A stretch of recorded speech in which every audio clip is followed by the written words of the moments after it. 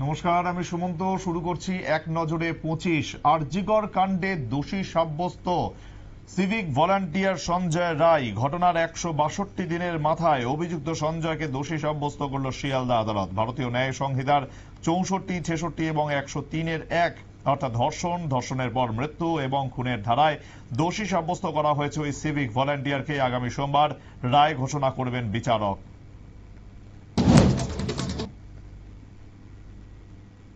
আমার দোষ নেই। আরজিকর কাণ্ডে দোষী সাব্যস্ত হওয়ার পর চিৎকার করে বলল সঞ্জয়, সবাই মিলে করেছে, কিন্তু শুধুই তাকে ফাঁসানো হচ্ছে। আদালতে দাবি, সঞ্জয়ের সংশ্লিষ্ট মহলের মতে বাংলার শাসক দল ঘনিষ্ঠ কারোর দিকেই তার অভিযোগের আঙুল, তবে কারোর নাম প্রকাশ্যে আসেনি। আরজিকর হাসপাতালে কর্তব্যরত তরুণী চিকিৎসককে ধর্ষণ এবং খুনের মতো জঘন্যতম অপরাধে দোষী সাব্যস্ত হয়েছে ভাই। সেই খবর পেয়ে প্রাথমিকভাবে চোখে জল এসে গিয়েছিল দিদির, কিন্তু সেই আবেগ সামলে অন্যায় সম্পর্কে সচেতন হয়ে ডুকরে কেঁদেই বলে উঠলেন, অভয়ার পরিবারের কাছে ক্ষমা চাইছি, আইন মেনে যা হয়েছে তাই ওকে দোষী সাব্যস্ত করেছে। কাঞ্চনজঙ্ঘা এক্সপ্রেসের টিকিট বঞ্চনার খবর সংগ্রহ করতে গিয়ে উদয়পুর রেল স্টেশনে স্টেশন কর্মীদের হাতে নিউজ ভ্যানগার্ডের সাংবাদিক প্রসেনজিৎ দে হেনস্থার শিকার। তাকে বিশ্রী ভাষায় গালিগালাজ করা সহ তার ক্যামেরা ছিনতাইয়ের চেষ্টা করা হয় এদিন। ঘটনায় গোটা মহকুমার সাংবাদিকদের মধ্যে ক্ষোভের সঞ্চার।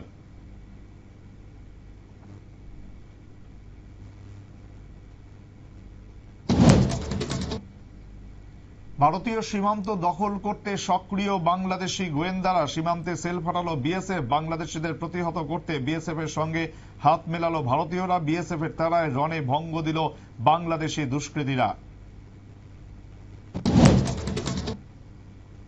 কর্ণাটকের লোকায়ুক্ত পুলিশ তদন্ত শুরু করেছে কয়েক মাস আগেই। এবার কর্ণাটকের জমি বন্টন দুর্নীতি মামলায় সক্রিয় হল কেন্দ্রীয় সংস্থা এনফোর্সমেন্ট ডিরেক্টরেট। মাইসুরু নগরোন্নয়ন বিভাগ বা মুডার জমি দুর্নীতি মামলায় 300 কোটি টাকার সম্পত্তি বাজেয়াপ্ত করা হয়েছে বলে শনিবার কেন্দ্রীয় সংস্থাটি জানিয়েছে। কর্ণাটকের মুখ্যমন্ত্রী সিদ্দারামাইয়া সহ তার পরিবারের সদস্যদের বিরুদ্ধে যে এফআইআর দায়ের হয়েছিল সেই মামলার সূত্র ধরেই বিভিন্ন জায়গায় তল্লাশি অভিযান চালিয়েছিল ইডি। তারপরেই এই বিপুল পরিমাণ সম্পত্তি বাজেয়াপ্ত করল তারা।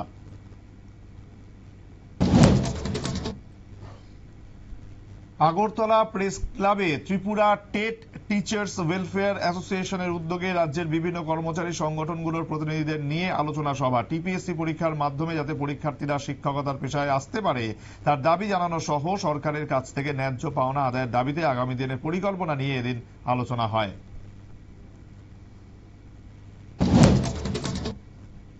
অ্যারো ইন্ডিয়া শো 2025 শুরু হতে চলেছে বেঙ্গালুরুতে। আগামী মাসে এই শো অনুষ্ঠিত হবে 10 থেকে 14 ফেব্রুয়ারি। এই 4 দিন ধরে ইয়ালাঙ্কা বায়ুসেনা ঘাঁটিতে এই শো চলবে।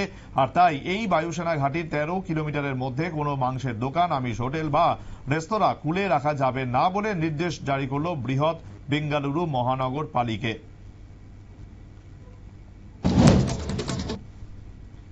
আম আদমি পার্টির প্রধান তথা দিল্লির প্রাক্তন মুখ্যমন্ত্রী অরবিন্দ কেজরিওয়ালকে লক্ষ্য করে হামলা। দিল্লিতে আসন্ন বিধানসভা নির্বাচনের আগে শনিবার ভোট প্রচারে নেমেছিলেন কেজরি। তখনই হঠাৎ তার গাড়ি লক্ষ্য করে উড়ে আসে পাথর। বিশৃঙ্খলা তৈরি হয় এলাকায়। তবে সংবাদ মাধ্যম সূত্রে খবর, অক্ষত রয়েছেন আপ প্রধান।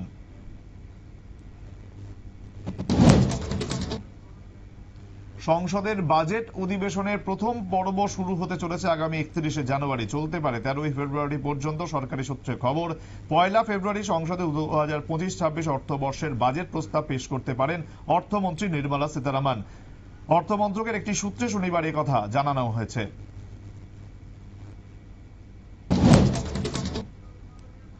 ক্যান্সার এবার নিজের লোকেদেরও ধ্বংস করছে। পড়শি দেশ পাকিস্তানকে মারণ রোগ ক্যান্সারের সঙ্গে তুলনা করলেন ভারতের বিদেশ মন্ত্রী এস জয়শঙ্কর। শনিবার মুম্বাইতে 19তম নানি এ পালকিওয়ালা স্মৃতি বক্তৃতা দেন তিনি। সেই বক্তব্যেই শত্রু দেশের বিরুদ্ধে চাঁচা ছোলা মন্তব্য করেন তিনি।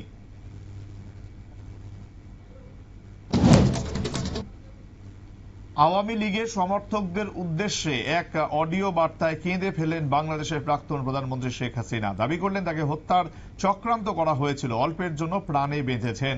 শুক্রবার বেশি রাতের দিকে আওয়ামী লীগের ভেরিফাইড সমাজ মাধ্যম হ্যান্ডেল থেকে হাসিনার একটি ছোট্ট অডিও ক্লিপ পোস্ট করা হয়। 49 সেকেন্ডের ওই অডিও ক্লিপে 5ই আগস্ট দেশ ছাড়ার সময়ের কথা বর্ণনা করছিলেন তিনি। সেখানে হাসিনা জানান 20 থেকে 25 মিনিটের ব্যবধানে তিনি এবং তার বোন শেখ রেহানা মৃত্যুর হাত থেকে রক্ষা পেয়েছেন। আব্রাহাম লিঙ্কন যে বাইবেল হাতে শপথ নিয়েছিলেন প্রথা মেনে সেই বাইবেলের ওপর হাত রেখেই আগামী সোমবার 20 জানুয়ারি আমেরিকার 47তম প্রেসিডেন্ট হিসেবে শপথ নেবেন তিনি। কিন্তু প্রথা মেনে আউটডোরে নয়, ইনডোরে কনকনে ঠান্ডা এবং তুষারপাতের কথা মাথায় রেখেই ট্রাম্পের এই সিদ্ধান্ত বলে জানা গেছে।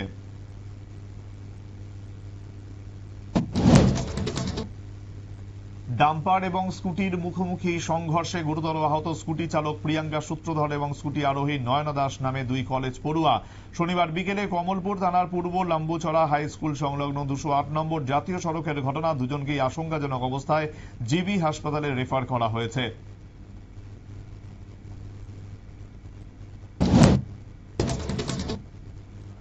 অন্তিম দিনে জমজমাট প্রত্যেক রায়ে পৌষ মেলা এবং উত্তরায়ণ উৎসব। উপস্থিত ছিলেন অসমের শিলচরের প্রাক্তন সাংসদ রাজদীপ রায়, বাগবাসার বিধায়ক যাদবলাল নাথ, মেলা কমিটির প্রধান উপদেষ্টা কাজল দাস সহ অন্যান্যরা। মেলার অন্তিম দিনে দুস্থদের মধ্যে শীতবস্ত্র বিতরণ করা হয়।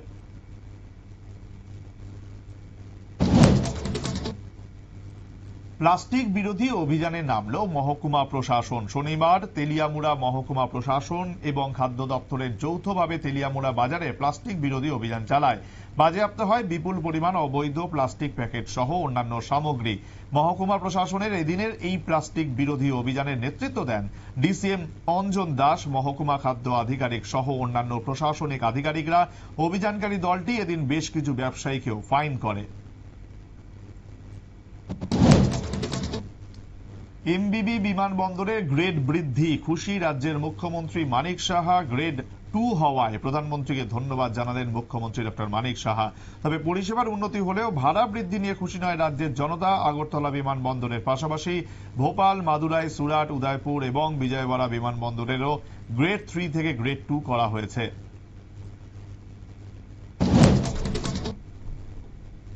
রাজ্যে প্রবেশের মুখে অসম পুলিশের হাতে জব্দ বিপুল পরিমাণ নেশার সিরাপ।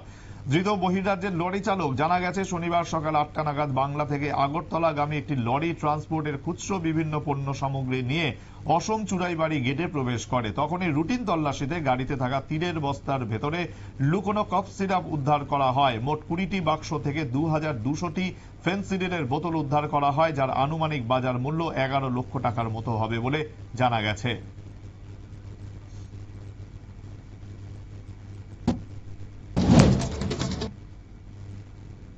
মহিলাকে খুন করে গ্রেফতার অভিযুক্ত। শনিবার ভোরে এডিনগর থানার অন্তর্গত মহেশখলা এলাকার ঘটনা। জানা গেছে যোগেন্দ্রনগর বটটিলা এলাকার কল্পনা দেবনাথ নিজের সন্তানদের ফেলে একাই এলাকার শঙ্কর সূত্রধারের সাথে পরকীয়ার সম্পর্ক গড়ে তোলে এবং তারা বেশ কয়েক মাস ধরে একসাথে বসবাসও করছিল। শনিবার ভোরে মৃতা কল্পনা দেবনাথের মেয়ের কাছে খবর যায় যে তার মা মারা গেছে। পরে মেয়েরই অভিযোগের ভিত্তিতে অভিযুক্ত শঙ্কর সূত্রধরকে গ্রেফতার করে এডিনগর থানার পুলিশ।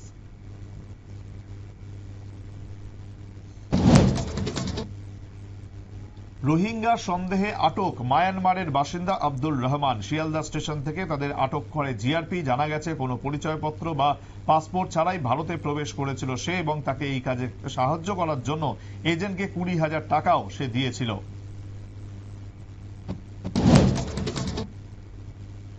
পুলিশ সপ্তাহ উদযাপন উপলক্ষে শনিবার কল্যাণপুর থানায় ডিআইজি সঞ্জয় রায়ের উপস্থিতিতে এক অভিনব অনুষ্ঠানের আয়োজন করা হয়, যেখানে স্কুলের ছাত্রছাত্রীদের কিছুক্ষণের জন্য থানা পরিচালনার দায়িত্ব দেওয়া হয়। সরঞ্জয় উচ্চ বিদ্যালয় এবং কুঞ্জবন উচ্চ বিদ্যালয়ের ছাত্রছাত্রীরা এতে অংশ নেয়। এর উদ্দেশ্য একটাই ছিল যে ছাত্রছাত্রীদের আইনের বিষয়ে সম্যক ধারণা দেওয়া। কিছুক্ষণের জন্য একজন ছাত্র এবং একজন ছাত্রীকে ওসি এবং থানার সেকেন্ড অফিসারের চেয়ারেও বসানো হয়। আইন শৃঙ্খলা কিভাবে পরিচালনা করতে হয় সেই বিষয়েও তাদের বিস্তৃত জানানো হয়। ডিআইজি সঞ্জয় রায় ছাড়াও থানার প্রায় সব অফিসার সহ উপস্থিত ছিলেন তেলিয়ামুড়া মহকুমা পুলিশ আধিকারিক পান্নালাল সেন, কল্যাণপুর থানার OC Tapas Malakar, second officer Ranjit Sarkar প্রমুখ।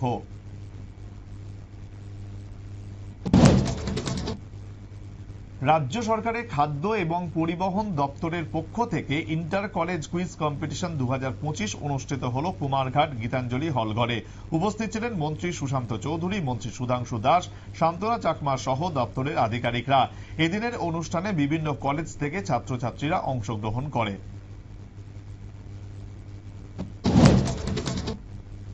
চ্যাম্পিয়ন্স ট্রফির দল ঘোষণা করল ভারত। অধিনায়ক রোহিত শর্মার নেতৃত্বে 15 জনের দল ঘোষণা হয়েছে। দীর্ঘদিন পর দলে প্রত্যাবর্তন শ্রেয়াস আইয়ার এবং মোহাম্মদ শামির, তবে সেখানে জায়গা হল না ভারতের টি-20 দলের অধিনায়ক সূর্যকুমার যাদব এবং সঞ্জু স্যামসনের।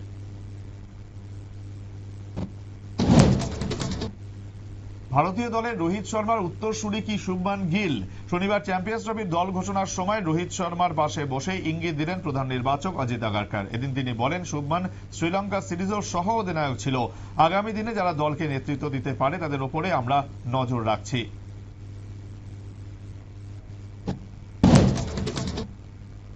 বাড়বে উত্তরে হাওয়ার দাপট। শুরু হতে চলেছে শীতের দ্বিতীয় ইনিংস, জানালো আবহাওয়া অফিস। মাঘের কনকনে ঠান্ডায় কাঁপবে উত্তর পূর্ব ভারত এবং বাংলা। উত্তর ভারতেও হালকা বৃষ্টির সম্ভাবনার কথা জানালো হাওয়া অফিস।